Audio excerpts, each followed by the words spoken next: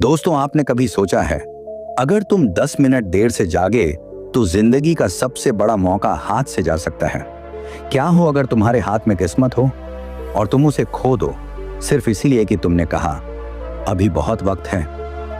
आज की कहानी एक ऐसे युवक की है जिसने समय की कदर नहीं की और एक दिन सब कुछ गवा बैठा। शिवपुर नाम के एक शहर में अर्जुन नाम का युवक रहता था।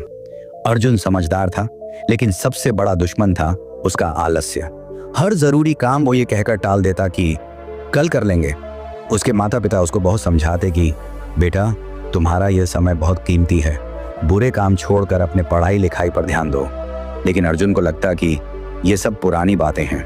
कुछ दिन बाद अर्जुन पढ़ाई करने के लिए शहर गया, लेकिन वहां भी उसकी आदतें नहीं बदली। दिन भर रील्स, मस्ती और खाली बातें, जैसे कि उसकी पढ़ाई कहीं खो गई थी।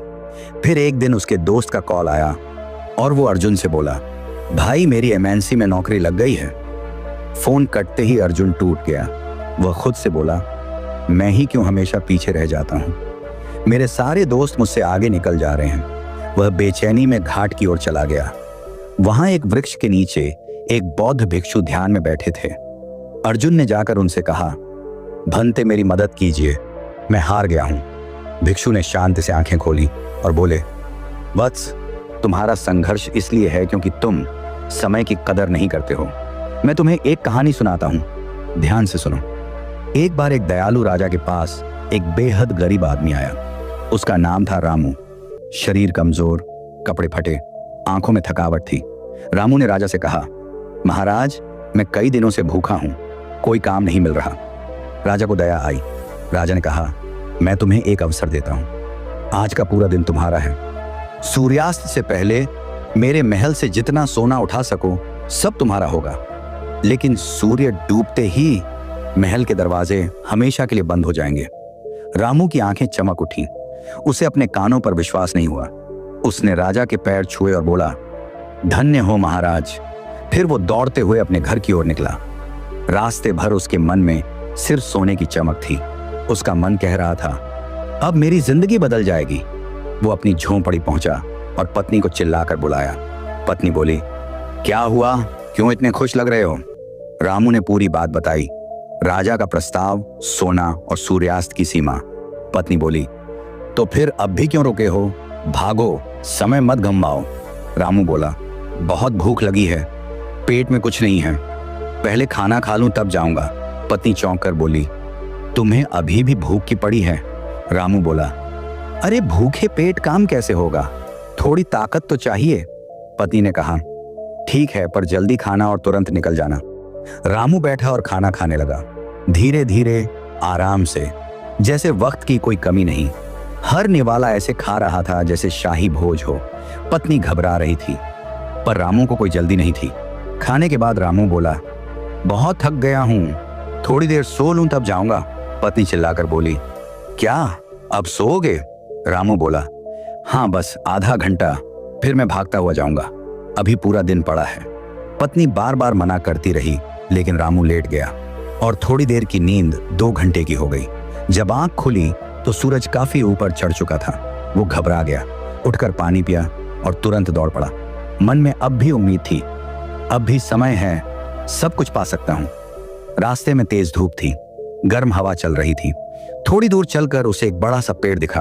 उसने सोचा, बहुत गर्मी है, थोड़ा पेड़ के नीचे बैठ लूं, फिर महल चलूंगा। वो बैठा और वहां हल्की हवा में उसे फिर नींद आ गई। इस बार नींद और गहरी थी। 4 घंटे बीत गए। जब उसकी आंख खुली तो आसमान का रंग बदल चुका था, सूरज ढलने को था और रामू को अब असली डर लगने लगा था। वो उठा और पसीने से लथपथ भागते हुए महल की ओर दौड़ा। मन में बार बार यही सवाल, मैंने इतना समय क्यों बर्बाद किया?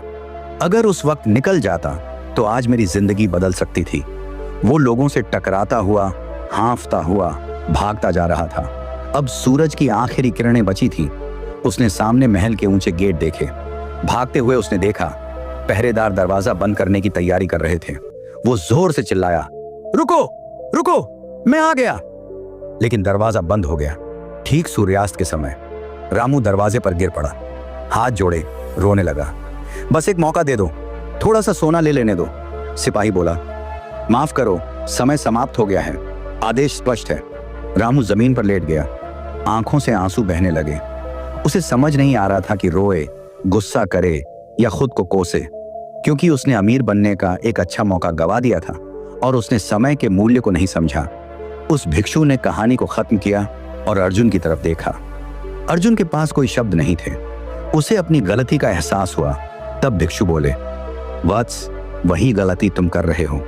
तुम सोचते हो कि समय बहुत है, लेकिन समय कभी किसी के लिए रुकता नहीं।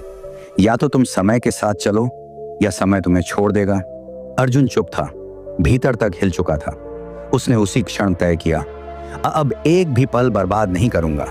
अर्जुन ने भिक्षु को धन्यवाद किया और चला गया। अगली सुबह वह सूरज के साथ जागा। फोन को हाथ नहीं लगाया, शांत जगह बैठा और ध्यान किया। उसने खुद के लिए एक सख्त दिनचर्या बनाई। सुबह ध्यान, दिन भर पढ़ाई, हर काम समय पर। हर बार जब आलस्य आता, वह आंखें बंद करता और श्वास पर ध्यान देता। धीरे धीरे वह केंद्रित और अनुशासित हो गया। पढ़ाई में मन लगने लगा, आत्मविश्वास लौट आया। उसके बाद परीक्षा आई। अर्जुन तैयार था। रिजल्ट आया, वह टॉप 3 में था। अब वही लोग जो उसे कभी फेलियर कहते थे, उसी से सलाह लेने लगे। वह फिर उस भिक्षु के पास गया, पर वृक्ष के नीचे भिक्षु नहीं थे। बस एक पट्टी थी जिस पर लिखा था, जिसने समय को साध लिया उसे अब शिक्षक की जरूरत नहीं। अर्जुन मुस्कुराया। वह जानता था, अब वह जाग चुका है। उसने कॉलेज में समय साधना नाम से एक मंडली शुरू की। छात्र आने लगे, ध्यान करने लगे, अर्जुन की कहानी से सीखने लगे। उसने युवाओं के लिए वर्तमान यात्रा नाम से एक संस्था शुरू की। अब अर्जुन दूसरों का दीपक बन गया था। एक सेमिनार में जब पूछा गया, आपकी सफलता का राज क्या है, अर्जुन ने जवाब दिया, वर्तमान क्षण, क्योंकि इसी में सब कुछ संभव है। समय सबसे अमीर और सबसे गरीब को बराबर मिलता है। फर्क सिर्फ इतना है, कौन उसका इस्तेमाल करता है, कौन उसे गंवाता है। अगर तुम आज काम टाल रहे हो तो याद रखो, कल का दरवाजा हमेशा खुला नहीं रहेगा। जो हर सुबह यह सोचकर उठता है कि आज का दिन मेरी जिंदगी बदल सकता है, वही इंसान वाकई जीता है। इसलिए उठो, जागो और समय को साधो, क्योंकि जो समय आज है वही कल तुम्हारी किस्मत बन जाएगा। दोस्तों, इस कहानी से हमें यह सीख मिलती है कि समय सबसे मूल्यवान संपत्ति है। अगर हम इसे बेकार की चीजों में बर्बाद करेंगे तो हमारे पास पछताने के अलावा कुछ नहीं बचेगा। हर अवसर का सही समय पर लाभ उठाना चाहिए, क्योंकि खोया हुआ समय कभी वापस नहीं आता है। दोस्तों, अगर ये कहानी आपको प्रेरणादायक लगी हो तो कृपया इसे लाइक करें और अपने दोस्तों के साथ शेयर जरूर करें। शायद किसी का जीवन बदल जाए।